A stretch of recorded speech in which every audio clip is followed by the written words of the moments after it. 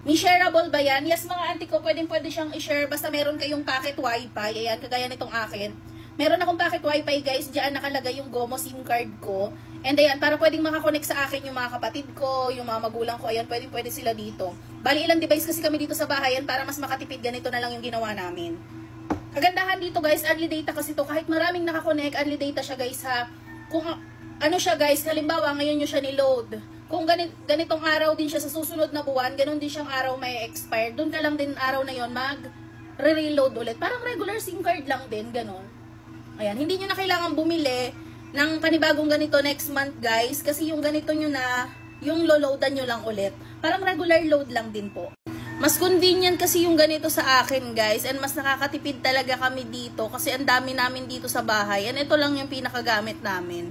Eh bakit hindi kami magpakabit ng wifi na lang guys? Wala po kasing wifi dito sa amin guys, hindi siya abot kasi parteng bundok na tong sa amin. Kaya ang ano lang talaga namin, choice namin is magpa-load or bumili ng ganito. Buti na lang guys, merong ganito si GOMO SIM card na unli data, mas nakakatipid kami compare nung una. Hello guys, magandang hapon sa inyo lahat. Yung mga wifi diba, matulin silang masira ngayon. Yung PLDT, Converge, at saka iba pa. Pwede kayong bumili ng ng SIM na GOMO.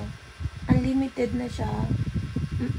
Meron din siyang 149, 5 gigabytes, tapos 249, 15 gigabytes, tapos yung isa, 499, 30 gigabytes. Tapos yung 700 plus, yun yung unlimited, 30 days na siya.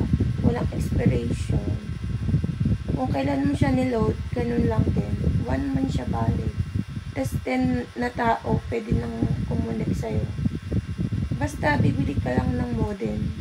May modem kasing nabibili na 368 lang. Bumili nga ako para ako may sarili na kaming wifi kasi nakikiconnect lang kami sa kapitbahay.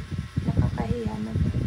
Eh ngayon kasi sira ang PLDT kaya nag-decide kami na bumili ng sarili namin para kahit mag-brown out, hindi namin kailangan ng internet. May sarili na kami.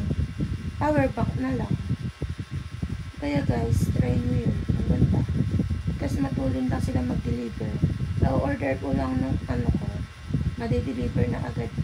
Tapos yung SIM naman, order ko lang. Sabi ko i-deliver na agad